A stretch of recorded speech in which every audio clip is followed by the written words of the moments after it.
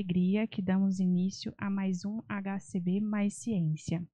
O HCB Mais Ciência, ele é uma iniciativa do Hospital da Criança de Brasília, José Alencar, que visa trazer a discussão de temas relevantes na área de saúde pediátrica e trazer iniciativas de pesquisa, trabalhos científicos, iniciativas de cuidado e de assistência específica do hospital e trazer um pouco de visibilidade também desses trabalhos, tanto para o público interno do hospital quanto para o público externo do hospital. Então, é com muita alegria que esse mês, né, essa é uma atividade mensal, a gente vai estar trabalhando com um tema extremamente importante, que é o tema de cuidados paliativos pediátricos. E para falar desse tema tão relevante, nós convidamos hoje o Dr. José Carlos Córdoba. Ele é especialista em oncohematologia pediátrica pela Associação Médica de Brasileira. Ele tem fellow em oncohematologia pediátrica pelo St. Jude Children's Research Hospital. Ele é mestre e doutor pela Universidade de Brasília em oncologia pediátrica e integra a equipe de cuidados paliativos pediátricos do Hospital da Criança de Brasília. Com a palavra, Dr. Zé Carlos. Inicialmente, muito obrigado, né, pela gentileza, né, da apresentação. Obrigado pela oportunidade, né, e pelo convite da direção do Hospital da Criança para falar, né, sobre esse tema que é relevante, importante e é caro, né, para nós que lidamos com crianças de uma maneira geral, né, especialmente crianças doentes. Eu não tenho conflito de interesse, a não ser por eu ser o médico coordenador do Serviço de Cuidado Paliativo do Hospital da Criança. Então, hoje nós vamos, nesse bate-papo, eu vou considerar isso mais um bate-papo do que uma ciência, vamos falar um pouco do histórico, né, dos cuidados paliativos, passar por algumas definições, falar sobre os pilares, né, o que sustenta, né, esses conceitos e essa atuação em cuidado paliativo, um pouquinho da nossa história e os nossos desafios, né? Então, os primórdios dos conceitos de cuidados paliativos vêm dessa enfermeira que também era graduada em assistência social e, por fim, se graduou em medicina no Reino Unido, né, na Inglaterra. Ela atuava no hospice, que na época, na década de 50, era quem acolhia desde, né, a Idade Média aquelas pessoas muito doentes, desvalidas e que estavam em grande sofrimento em final de vida.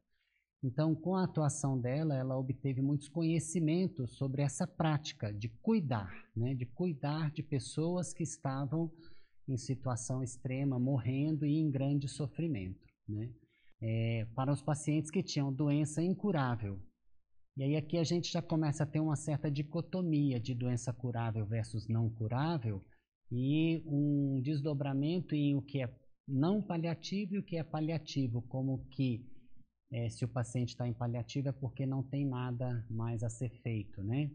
Então, em 2002, esse conceito foi ampliado, revisado e ampliado, né, em parte pelo desenvolvimento técnico, que a gente vai ver um pouquinho aqui mais na frente, né, da mudança da epidemiologia das doenças, né, no mundo pelo avanço da tecnologia. Então, muitos pacientes, muitas pessoas com doença que ameaçam a vida, né, acabavam apresentando todo esse sofrimento. E aí o cuidado paliativo entrou como um fator importante para poder atuar nesse tipo de doença em que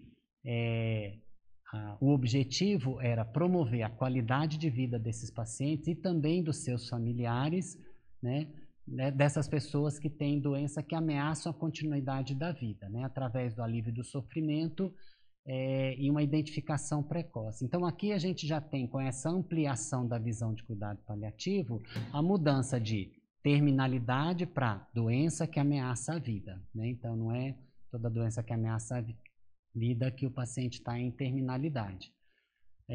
A gente muda de impossibilidade de cura ou incurabilidade para existência ou não de tratamento que pode modificar o curso dessa doença, né? Tirando aquela ideia de que não há mais nada a fazer, então vai para o paliativo, né? E a inserção dessa filosofia ou desses cuidados, né, desde o diagnóstico dessa doença que ameaça a vida, porque a gente vai ver mais na frente algumas técnicas importantes vão trazer benefício para todos esses pacientes. E também a abordagem do sofrimento, não apenas o sofrimento físico, mas entendendo que o paciente tem todo um contexto psicossocial e espiritual, então o cuidado paliativo também tem como precisa enxergar essas demandas. Em 2017, esse conceito da Organização Mundial de Saúde foi revisto para incluir as crianças, né? E no sentido de que os protocolos, na verdade, não são baseados em ações ou protocolos baseados em terapêutica, mas baseados em princípios para poder atender esses pacientes. Ainda em nível mundial, a 67ª Assembleia Geral de Saúde, né, da Organização Mundial da Saúde em 2014, enxergando toda essa problemática de um número muito grande, cada vez maior, de pacientes que precisam de cuidados paliativos e não estavam tendo, né, nem os cuidados de fim de vida. Então, aprovou a resolução dos países membros de integrar o serviço de cuidado paliativo na estrutura do sistema de saúde de todos os países membros, com financiamento para que isso pudesse acontecer, né? E aqui uma coisa importante, com ênfase na atenção primária, então não é só no nível terciário que isso deveria acontecer. Também o fortalecimento e expansão dos recursos humanos, a disponibilidade de medicamentos para controle dos sintomas, especialmente o controle da dor com o uso de opioides, né? E uma coisa que foi importante, né, já desde 2014, o incentivo para políticas de pesquisas, para identificar necessidades e modelos de serviços viáveis em cada realidade, porque existe uma diferença muito grande entre todos os países membros. Na ética, né, nos nossos códigos de ética, o cuidado paliativo também vem sendo atualizado, né, o Código de Ética Médica, revisado em 2018, inclui o cuidado paliativo como uma necessidade de ser oferecido pelo médico aos pacientes que têm uma condição clínica irreversível ou terminal e incentivando que se evite a realização de procedimentos diagnósticos e terapêuticos desnecessários, ou por que não dizer fúteis, porque não vão oferecer mudança da condição da doença de base e vão colocar esse paciente em sofrimento ainda maior com a prerrogativa ou com digamos, a informação de que isso prolongaria a vida, mas sem que isso prolongue a qualidade de vida, né? O que ofereça qualidade de vida. Então, a distanásia, que seria isso, né? Esse prolongamento do sofrimento, no Código de Ética vetado ao médico, né? Também no Código de Ética da Enfermagem, né, a qualidade de vida, isso foi revisto também em 2017, deve ser promovida, e para aqueles pacientes com doença grave e incurável, os cuidados paliativos seriam oferecidos, né, pelos profissionais de enfermagem. Em termos de políticas públicas no Brasil, né, o que é que a gente tem? A gente tem que os cuidados paliativos não são negligenciados, mas eles não são também atendidos de uma maneira ampla como se espera, né? Até as resoluções, portarias e leis, né? Tanto portarias ministeriais ou mesmo a legislação, coloca o cuidado paliativo muito na linha oncológica, né? Então, começando lá em 2002, o programa de assistência à dor e cuidados paliativos, sem definição do que seriam os cuidados paliativos, né? Em 2005, 2013, essa rede esses programas foram ampliados para colocar a rede de atenção oncológica, né, a Política Nacional da Atenção Oncológica, e colocando o controle da dor, o controle do câncer como uma doença crônica, né, no âmbito do SUS. Então, em 2013, essas duas portarias colocaram esse sistema, ampliaram e definiram o sistema, colocando em rede com o sistema de atenção domiciliar, né? Aqui um pouco se valendo daquela mudança epidemiológica das doenças e fazendo frente com a mudança do conceito de assistência, né? Em rede e não só hierarquizada. Em 2014, essa rede foi redefinida e quando foram definidos os centros de atenção oncológica, se colocou uma obrigatoriedade de oferecer o cuidado paliativo nos centros que eram credenciados como CACOM. Então, até aqui a gente tem toda uma legislação de cuidados paliativos muito voltada para o câncer, né, a atenção oncológica. Devida, eu acho que não tem nenhum óbice, mas isso precisa ser ampliado. Então, na resolução 41 de outubro de 2018, e aí foi uma resolução tripartite, né, de governo federal, estadual e municipal, em que o cuidado paliativo foi ampliado, né? Ele coloca no parágrafo único, né, que o cuidado paliativo deve fazer parte de todos os cuidados continuados e integrados oferecidos em toda a rede de atenção à saúde. E aqui não só as doenças oncológicas, mas também as doenças não oncológicas.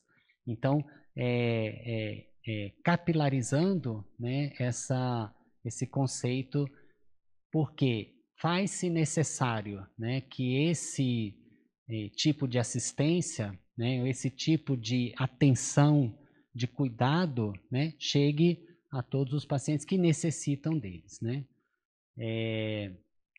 Então, tudo isso em consonância com tanto a Assembleia Geral de Saúde da ONU, da Organização Mundial de Saúde, quanto as outras legislações, né?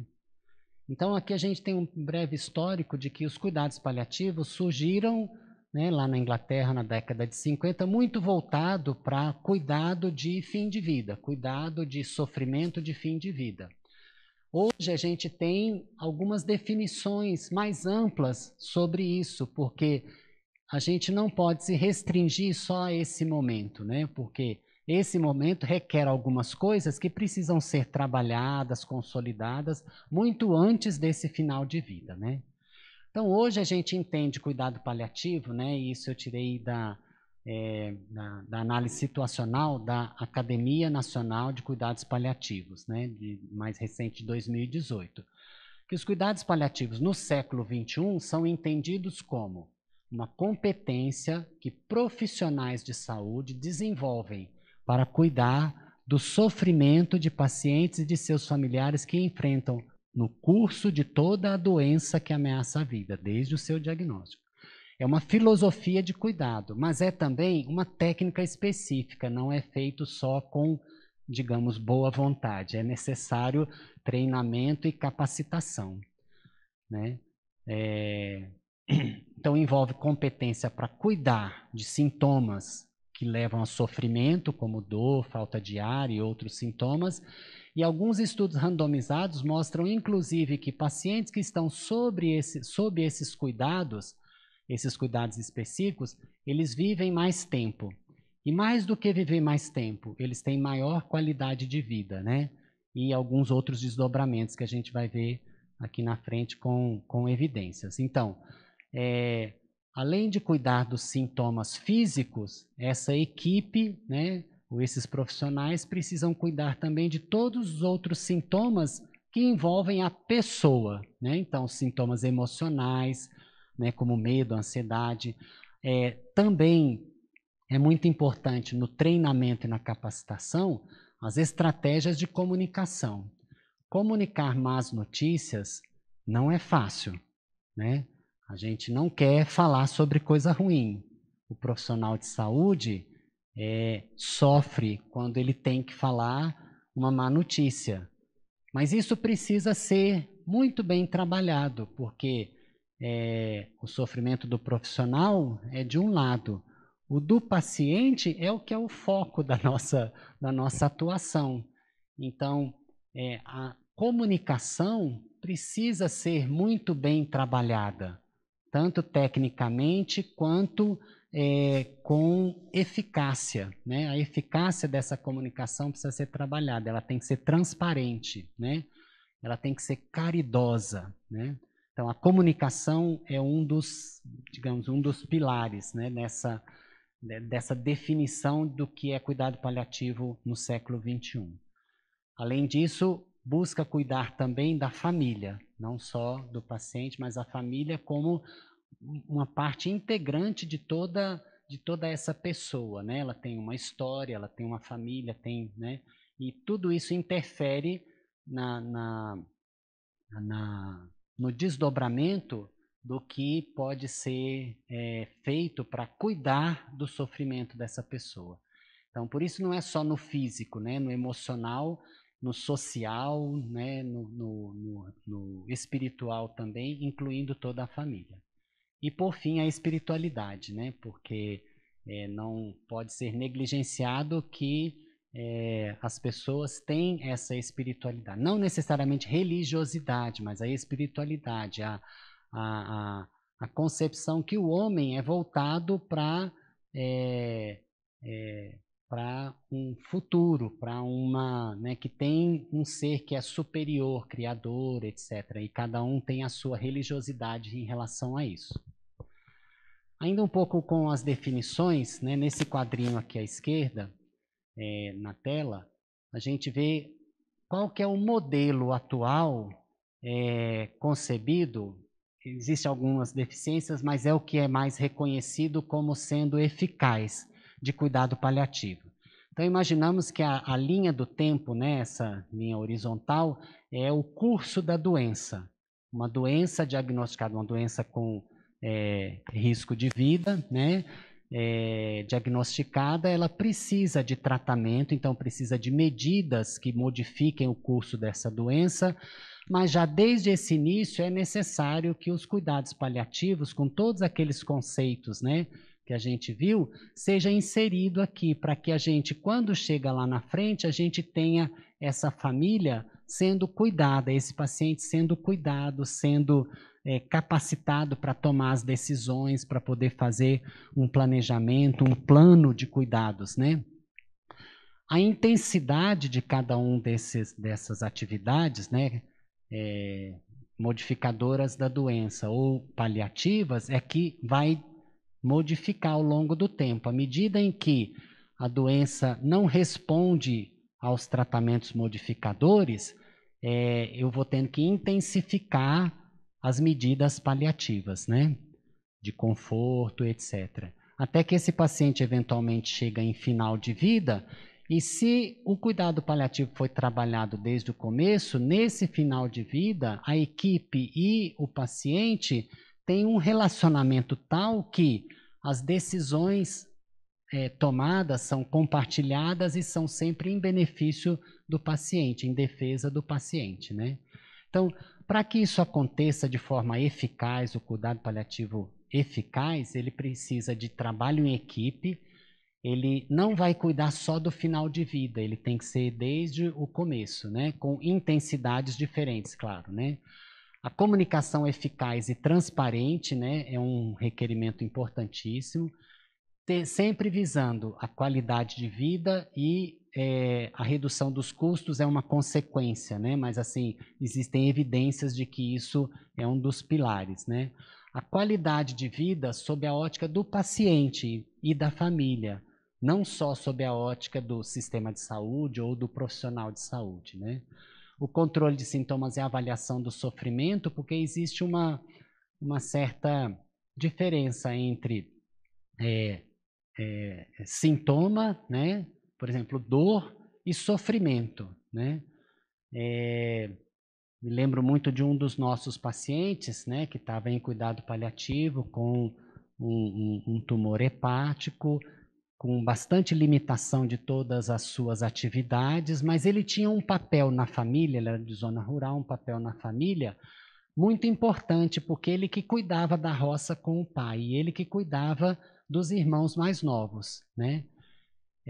Então ele tinha dor, tomava remédio e precisava tomar medicação no hospital.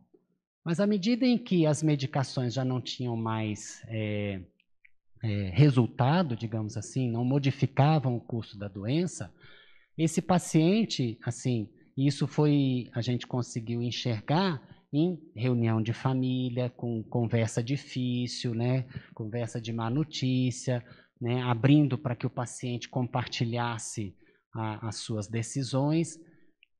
Ficou transparente para a equipe que o sofrimento do paciente de internar era muito maior do que o sofrimento da dor que ele tinha em casa, porque em casa ele conseguia ajudar o pai, cuidar dos irmãos, né? Mesmo tendo dor.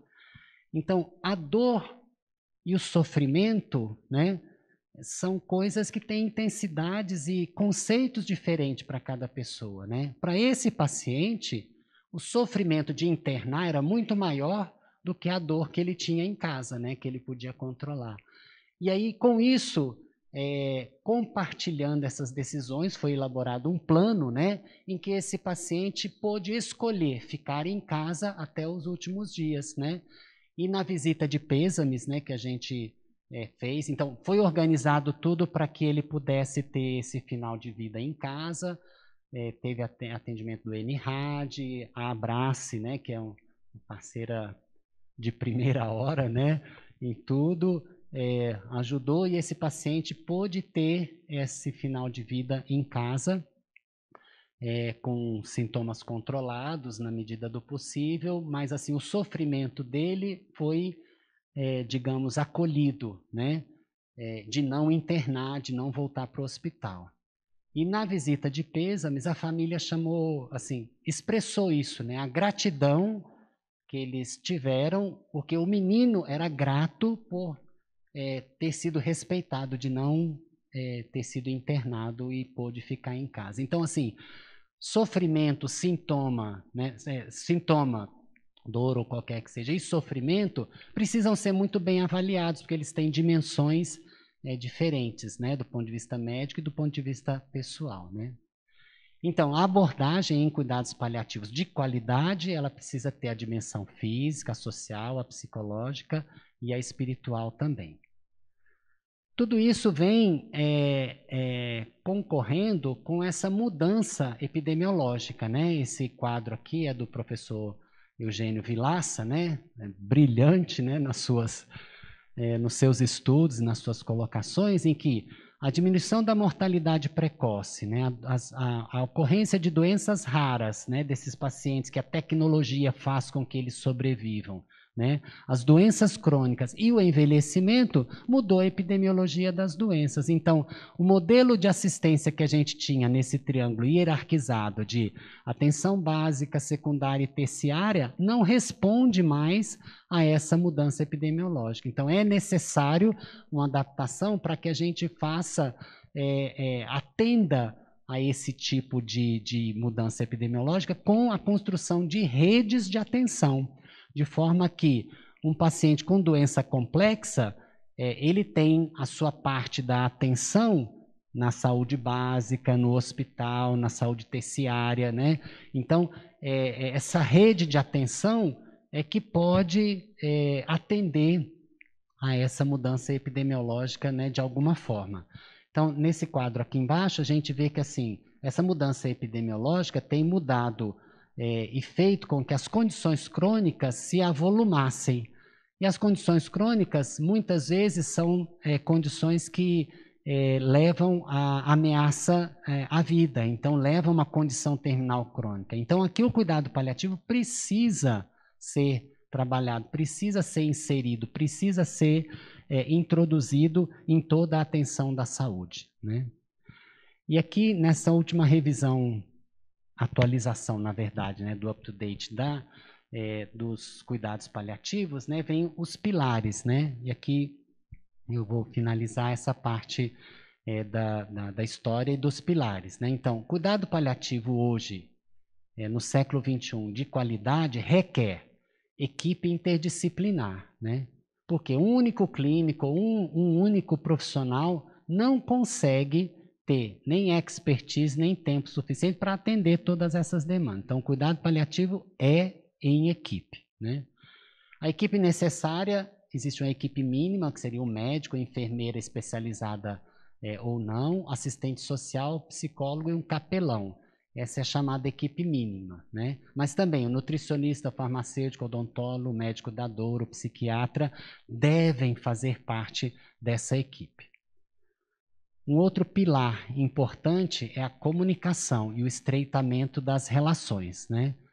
Sem isso, é muito difícil chegar no final e construir um plano de cuidados que vá ser efetivo de cuidar do sofrimento, de diminuir o sofrimento, né?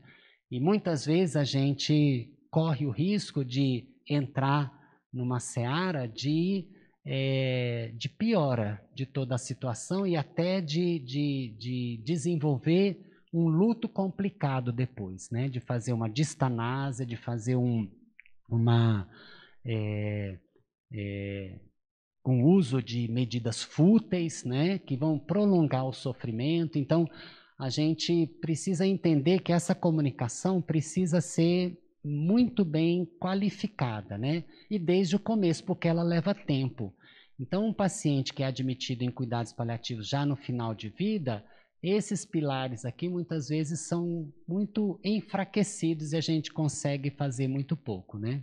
Mas aqui na comunicação, a comunicação de más notícias exige um treinamento e técnica, né? Então, é necessário a gente ter isso em mente, que a equipe que vai se formar precisa desses treinamentos, né?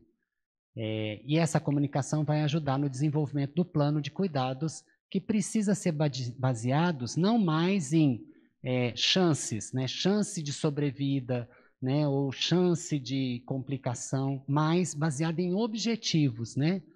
Quais são os objetivos que o paciente e a equipe podem traçar para aquele paciente, compreendendo muitas vezes limitações que a gente tem. Já não é possível mais curar, né? Mas tem muita coisa para fazer. Então, que objetivo nós vamos ter agora, né? De controle de sintomas, de atender a um desejo, um sonho, né? De retomar conflitos, né? Para poder ser resolvidos. Então, esses planos de cuidado, eles precisam ter objetivos compartilhados. O paciente participa ativamente na definição desses objetivos e do plano, né? O manejo adequado de cuidados de sintomas e também do sofrimento, né? Aquilo que a gente já falou. Então, isso com medidas farmacológicas e não farmacológicas, né? É muito importante a gente ter a atuação de todos os profissionais para poder atingir esse objetivo.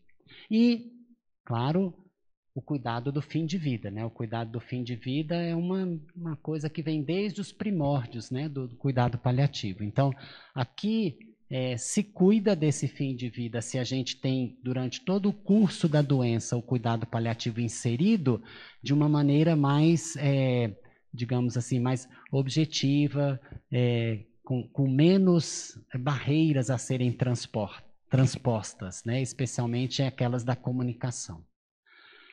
Então, aqui são os aspectos físicos, espiritual, emocional e psicossocial, que são os pilares das equipes. Mas, além disso, a equipe de cuidado paliativo tem um papel fundamental no suporte aos membros da equipe assistencial, né? Quanto em relação aos próprios sofrimentos da equipe assistencial. Então, é parte da ação da equipe de cuidados paliativos, a equipe especializada, né? Fazer treinamento e fazer acolhimento do sofrimento da equipe que que cuida, né, do paciente diretamente. Porque cuidar de paciente com doença grave leva a sofrimento por parte da equipe. E isso precisa ser acolhido, precisa ser muito bem trabalhado. Além disso, é parte, né, de um dos pilares o acompanhamento ou o encaminhamento o mais precoce possível, né?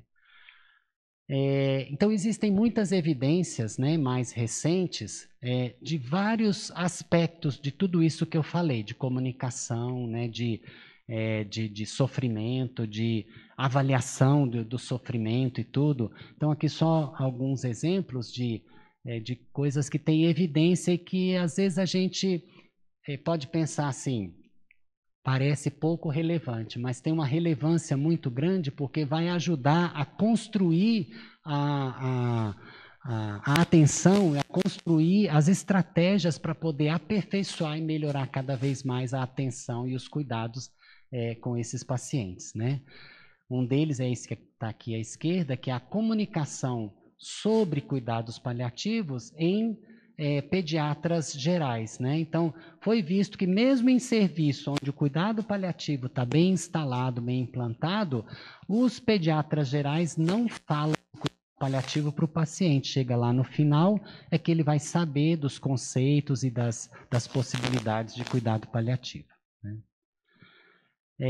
Só um outro aspecto em relação assim, a evidências, né, que existem hoje em relação aos custos, isso do ponto de vista gerencial, digamos assim, né, de políticas, que o paciente que está em cuidado paliativo, isso aqui é de adulto, né, eu esqueci de colocar a referência aqui, mas o paciente que está em cuidado paliativo, está em final de vida, se ele está em cuidado paliativo, ele vai internar menos, ele vai menos para UTI, ele tem menos intubação, cirurgia, diálise e outros procedimentos avançados, ele tem maior chance de ir a óbito em casa por desejo, né? No entanto, a sobrevida é igual aos pacientes que não receberam cuidados paliativos. Então, se ele recebe ou não cuidado paliativo, a sobrevida dele é muito semelhante, né? Ele não vai viver mais porque foi para UTI, foi entubado, né? Teve procedimentos fúteis, digamos assim. Então, tudo isso leva à conclusão de que, se o paciente está em cuidado paliativo, o custo do sistema de saúde é menor, porque os procedimentos invasivos são menos realizados. Então, isso se expressa aqui nessa revisão sistemática, né, em que foram realizados, foram vistos vários trabalhos que abordavam esse aspecto, e para o paciente internado, né, essa primeira linha aqui do paciente internado em cuidado paliativo, a diminuição é de quase 20 vezes o custo do paciente que não está em cuidado paliativo, justamente por causa dos procedimentos. Para as outras atenções de ambulatório e tudo, também isso se repete, né? Então, é uma evidência científica de que cuidado paliativo, além de poder oferecer qualidade de vida, né, alívio de sintoma, de sofrimento, para o gestor é uma base de curso economizado. Então, um pouquinho da nossa história dentro desse contexto todo, né? Só para explicar um pouquinho, o nosso símbolo, né, do Serviço de Cuidado Paliativo Oncológico não é uma borboleta, como na maioria dos serviços que colocam borboleta ou outras coisas. O nosso mascote, digamos assim, é esse elefante colorido, e ele vem de uma lenda indiana, né, em que um elefante colorido, ele entrou naquela vila indiana onde só existia elefante branco. Então, como estava todo mundo acostumado só com o branco, eles acharam, eles não enxergaram aquele elefante todo colorido, porque eles só enxergavam uma cor, né? Então, eles não tinham a ideia de todo o elefante, né? E aqui no dizer do relator, né, o que é uma pena, porque o elefante é lindo.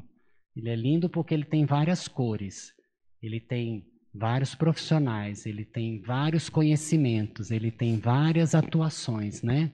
e todas essas integradas compondo um elefante completo que pode, né, oferecer uma beleza, né, maior para uma situação em que a gente tem um uníssono, né, uma cor só, uma visão só.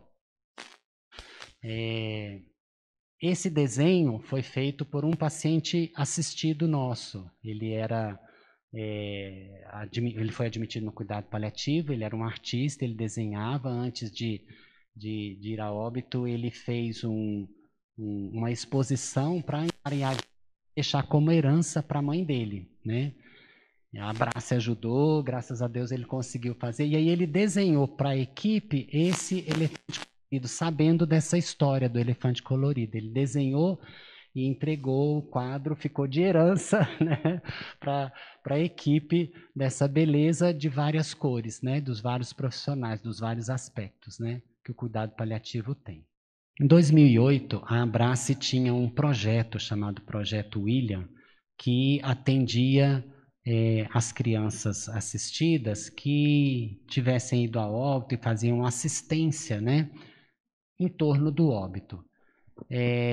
Isso aconteceu ao mesmo tempo em que no Hospital de Apoio foi criada uma equipe multidisciplinar para fazer o cuidado paliativo. Essa equipe era liderada pelo Dr. Luiz Sakamoto, a psicóloga Silvia Coutinho e a enfermeira Viviane. Então, na época, o ambulatório era feito lá no Hospital de Apoio, né? Tinha voluntários também. As assistentes sociais da Abrace faziam parte dessa equipe dentro do hospital, e as visitas domiciliares eram feitas pela Abrace e era feita uma integração e um planejamento de todos os cuidados. Em 2012, com a transferência, né, com a inauguração do Hospital da Criança, essa equipe veio e se iniciou a institucionalização dessa equipe, né? Então foi criado um ambulatório. A visita domiciliar agora era feita pela equipe, né, como toda. Já desde essa época era feita uma visita domiciliar pós-óbito, era presencial, né, individualizada, e teve como produto de uma especialização e de um projeto de pesquisa a construção de um manual do paciente, né, que tinha o elefante colorido na capa, com orientações sobre os cuidados, sobre o cuidado paliativo e várias outras coisas de dieta, controle de dor, manejo de medicação, etc. Então, o manual do paciente foi construído já desde essa época. E nessa época, a capacitação da enfermeira Viviane, ela fez um curso de especialização na Universidade de Santa Catarina, e ela hoje é uma especialista em cuidados paliativos. Em 2015, a gente tinha uma certa dificuldade porque os pacientes internados não eram no Hospital da Criança, eles internavam no hospital de base. Então, a gente fazia a chamada visita institucional, a gente fazia visita aos pacientes que estavam internados no hospital de base.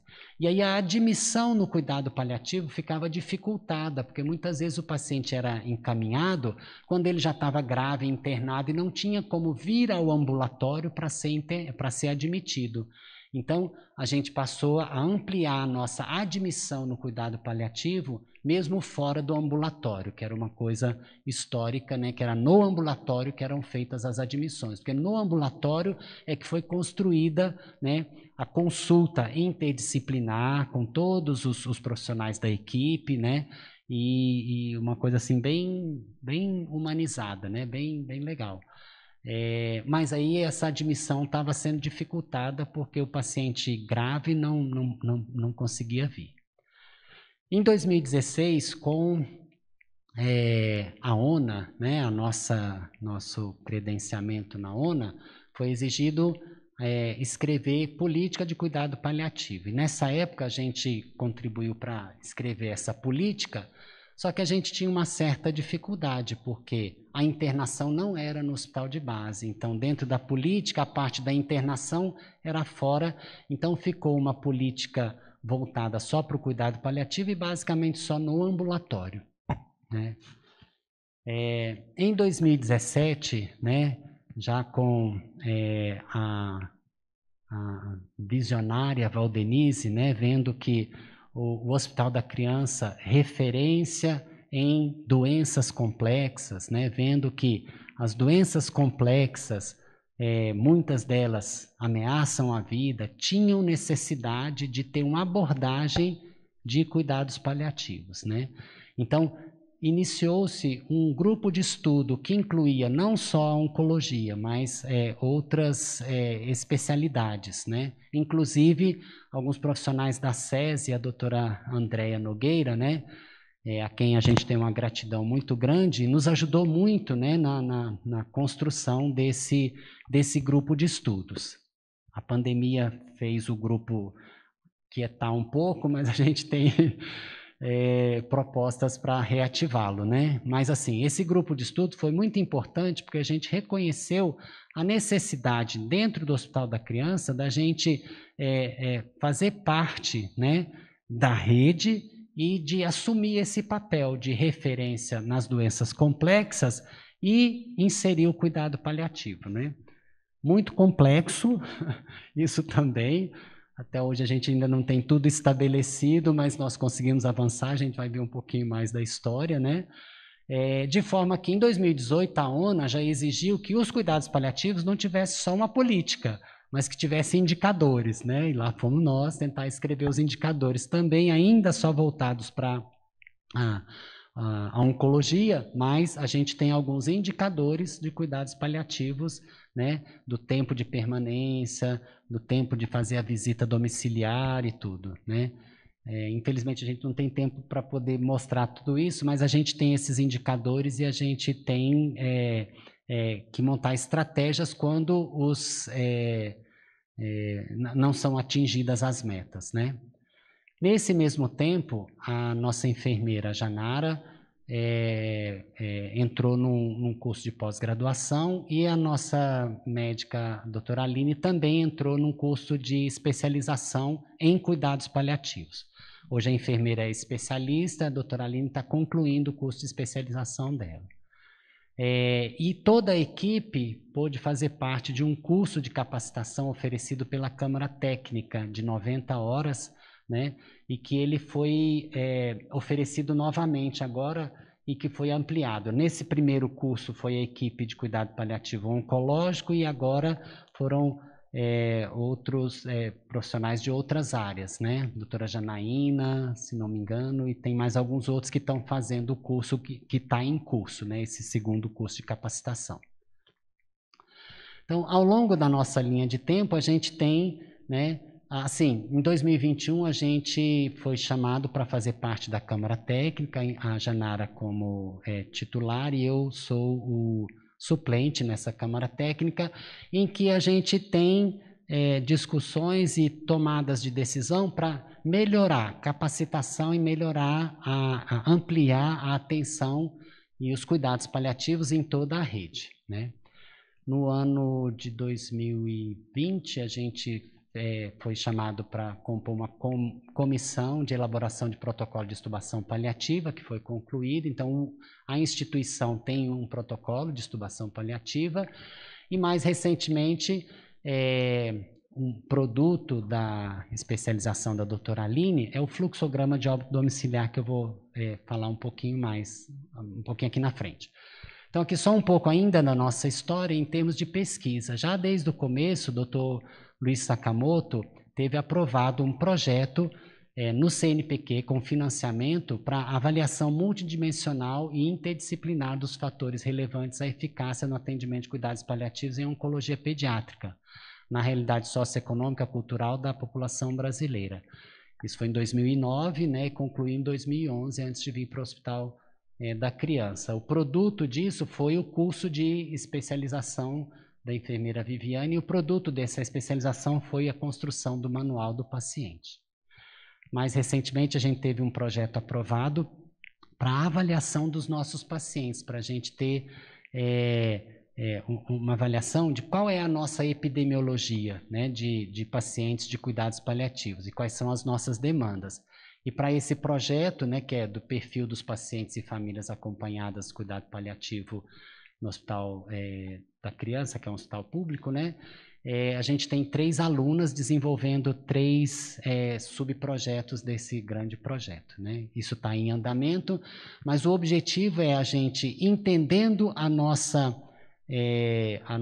demanda, a nossa população, a nossa demanda, digamos assim, a gente poder construir estratégias para poder aperfeiçoar ainda mais a nossa assistência. Também, como produtos, né, faz parte da nossa história, também entendendo o HCB como referência em doenças complexas e compondo a rede da assistência à saúde, em 2017 foi realizada a primeira jornada de cuidados paliativos em pediatria em conjunto com a SES. Em 2020, em plena pandemia, nós conseguimos realizar um segundo encontro, segunda jornada, né, de cuidados paliativos, que teve muitos frutos, né? Um deles foi depois a gente conseguir construir, elaborar o protocolo de extubação paliativa. Aqui um pouquinho sobre o óbito domiciliar. Só para contextualizar, até então a gente não tinha como oferecer a opção do paciente escolher se ele queria ir a óbito em casa, né, ou não. Por quê? O óbito domiciliar, até então, era um transtorno tão grande porque o corpo tinha que ser levado para o IML, mais sofrimento para a família. Muitas vezes eram submetidos à necrópsia, né? Mais sofrimento. E só então que a declaração de óbito podia ser dada e ser feito todos os procedimentos. Então, a gente acabava não tendo como orientar os pacientes, né, do que eles podiam escolher. Eles não tinham escolha, eles tinham que vir para o hospital, mesmo que tivesse já em fase ativa de morte e tudo. Então, a dignidade desse momento, né, da morte, do fim da vida, da morte, a gente não estava cuidando, a gente não tinha como superar essa barreira, né? Porque isso impunha muito mais sofrimento e mais dificuldade. Então, brilhantemente, doutora Aline conseguiu entender que na rede existe, na NRAD e outras redes de atenção domiciliar, existe o paciente internado na rede de atenção domiciliar. Então, para isso, a gente que acompanha o paciente sabe que tem essa possibilidade, a gente já encaminha para internação domiciliar. Então, ele é visitado pelo NRAD, né, tem toda aquela assistência. Claro que tem todos os critérios, existem equipes de cuidado paliativo no NRAD, na atenção domiciliar também, mas uma vez que ele está inserido na atenção domiciliar, se o paciente vai a óbito, né, esse fluxograma está pequenininho, mas eu vou explicar de uma maneira geral. Então, o paciente vai a óbito no horário de atuação da equipe de atenção domiciliar, o médico da equipe visita, constata o óbito, dá o registro e todo o processo segue. Se é fora desse horário, a doutora Aline conseguiu pactuar, né, porque existe portaria disso já, SAMU com Serviço de Verificação de Óbito, que o SAMU não manda uma unidade avançada, porque eles não têm para atender todo mundo, mas eles mandam alguém que pode verificar os sinais. Então, a pessoa verificando os sinais, não tem sinais de vida, dá aquele laudo do atendimento de que não tem sinais de vida, aquele documento entregue para a família vai na delegacia, isso aí que eu achei, né, meio estranho, mas está tudo pactuado. O delegado comunica o serviço de verificação de óbito, porque o paciente já está internado na atenção domiciliar, já tem registro no TREC-QR, registro em todas as instâncias, né, em que isso é registrado. Então, o paciente é conhecido, ele não é desconhecido. Aí o serviço de verificação de óbito emite a declaração de óbito, e aí a família pode fazer todo o trâmite sem aquele sofrimento de IML, necrópsia e aquela coisa toda, né? Isso não resolve tudo, mas é um avanço muito grande, né, para a gente poder humanizar essa situação terrível, né? Assim, no final de vida, impor mais sofrimento ainda para aquela família que já está em sofrimento. Então, um desafio que a gente tem, vários, né? Mas assim, tentando montar os desafios que a gente tem em cuidados paliativos de qualidade, é a gente equilibrar, né? A comunicação de más notícias difícil para a gente com aquela comunicação transparente, bem treinada, qualificada. A obstinação terapêutica, que a gente muitas vezes é tendencioso, né, a reconhecer que a gente tem limites, né, de terapêutica e de cura, e que isso não é o fim, que a gente não precisa, não pode encerrar aí. O prolongar da vida e a qualidade de vida, né? Então, a quantidade de vida precisa ser com qualidade, né? O prolongar o sofrimento e a dignidade do fim de vida, né? Precisa ter um equilíbrio dessas coisas, né?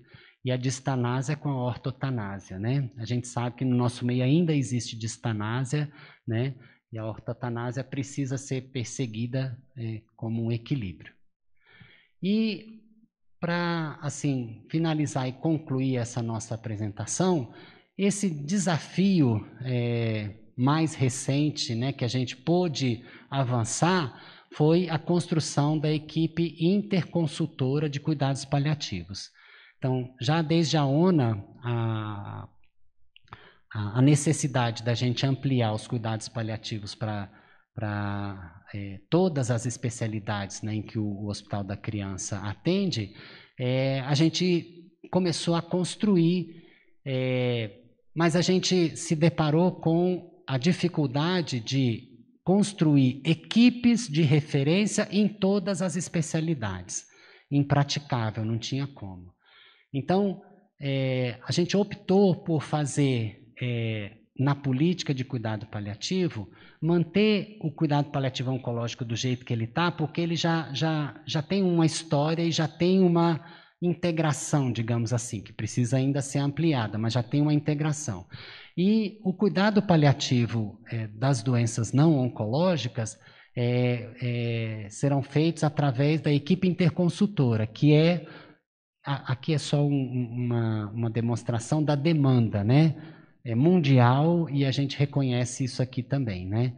E que as várias doenças, né, tanto aquelas que ameaçam a vida como que tem um curso, né, de risco de vida, ou aquelas que têm curso crônico com agudizações ou que são incuráveis, né? Todas elas a gente atende no Hospital da Criança, exceto os neonatos, porque a gente só atende acima de 29 dias, né? Mas as consequências dos problemas neonatais, de prematuridade e tudo, vão aparecer aqui no Hospital da Criança como doença crônica, né? Então, na nossa perspectiva, a gente precisa consolidar os cuidados paliativos integrados à assistência, precisa capacitar tecnicamente as equipes em cuidados paliativos básicos, né? Desmistificando muitos mitos, né? Aquele negócio que paliativo é só final de vida, né? É quando não tem mais nada para fazer. Isso, até hoje, isso ainda é. Para a gente ter uma ideia, no St. Jude, um projeto de pesquisa recente foi o nome que é dado ao serviço. No St. Jude, o serviço não chama cuidado paliativo, ele chama qualidade de vida, COALA, qualidade de vida. E eles fizeram um projeto para investigar qual que é o impacto que tem o nome do serviço, né, na assistência. Então, assim, o nome cuidado paliativo, até hoje, carrega um mito, uma impressão que precisa ser desmistificada, né? Não é final de vida, não é quando não tem mais nada para fazer, né? Então, isso precisa ser, até hoje, isso é atual, né? Já avançamos muito, mas ainda temos esses desafios, né? Nós precisamos reativar o grupo de estudo, né, do HCB com toda a rede, e precisamos desenvolver mais pesquisas para o aprimoramento da nossa atuação nos cuidados paliativos e consolidar a equipe interconsultora, como eu vinha falando. Então, no ano passado foi escrito um documento, né, para poder qualificar, colocando essas duas formas de atuação. A gente sugeriu como critério de inclusão o encaminhamento para a equipe interconsultora das especialidades, né, das diversas especialidades, aqueles que precisam de elaboração de planos de cuidado, quando tem sintoma de difícil controle, quando tem impasse ou dificuldade no planejamento dos cuidados com a família, quando os cuidados de fim de vida, né, são necessários, incluindo orientação para sedação paliativa ou outras medidas, né, que possam ser usadas, e quando existe dificuldade na comunicação, uma comunicação conflitante. Então, desde o ano passado já foram designados profissionais e esse ano foram dadas as horas, né? Então a gente atende terça e quarta de manhã, somos 3 médicos, uma enfermeira, 2 psicólogos, uma nutricionista e um assistente social, para essa equipe interconsultora. E como que acessa a equipe? Através do pedido de parecer no MV, tem ali o pedido de parecer, a gente já aparece como equipe interconsultora de cuidados paliativos, né? Esse foi o avanço que a gente teve, ainda tem muitos desafios, a gente ainda não está terminado, a gente ainda precisa avançar muito em capacitação, em treinamento, em divulgação, em desmistificação, né? Para a gente melhorar a nossa qualidade de assistência. E é isso. Muito obrigado pela atenção.